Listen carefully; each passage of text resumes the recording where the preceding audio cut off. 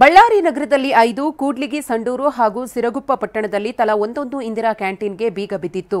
Bill ಬಾಕಿ ಉಳಿಸಿಕೊಂಡಿದ್ದರಿಂದ ಜನವರಿ 22ರಂದು ಗುತ್ತಿಗೆದಾರ company ಕ್ಯಾಂಟೀನ್ಗಳಿಗೆ ಬೀಗ ಜಡಿದಿತ್ತು. ಈ ಕುರಿತು ಟಿವಿ9 ವಿಸ್ತೃತ ವರದಿ ಪ್ರಸಾರ ಮಾಡುತ್ತಿದ್ದಂತೆ ಸರ್ಕಾರ ಎಚ್ಚೆತ್ತುಕೊಂಡಿದೆ. ಜಿಲ್ಲಾಡಳಿತಕ್ಕೆ ಚಾಟಿ ಬೀಸಿದೆ.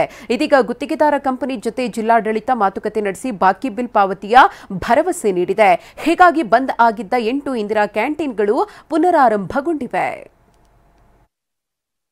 ನಿನ್ನೆ ಕಮಿಷನರ್ ಸಾಹೇಬ್ರು ಡಿಸಿ ಸಾಹೇಬ್ರು ಇಬ್ಬರೂ ನಮ್ಮ ಚಫ್ತಕ್ ಅವ್ರನ್ನ ಸಾಹೇಬ್ರನ್ನ ಕರೆದು ಮಾತಾಡಿದಾರಂತ. ಅದು ಎಷ್ಟು ಬೇಗ ಆದರೆ ಅಷ್ಟು ಬೇಗ ನಾವು ಬಿಲ್ಲನ್ನು ಇದು ಮಾಡ್ತೀವಿ, ನೀವು ಫಸ್ಟು ಓಪನ್ ಮಾಡಿರಿ ಅಂದಿದ್ದಾರಂತ.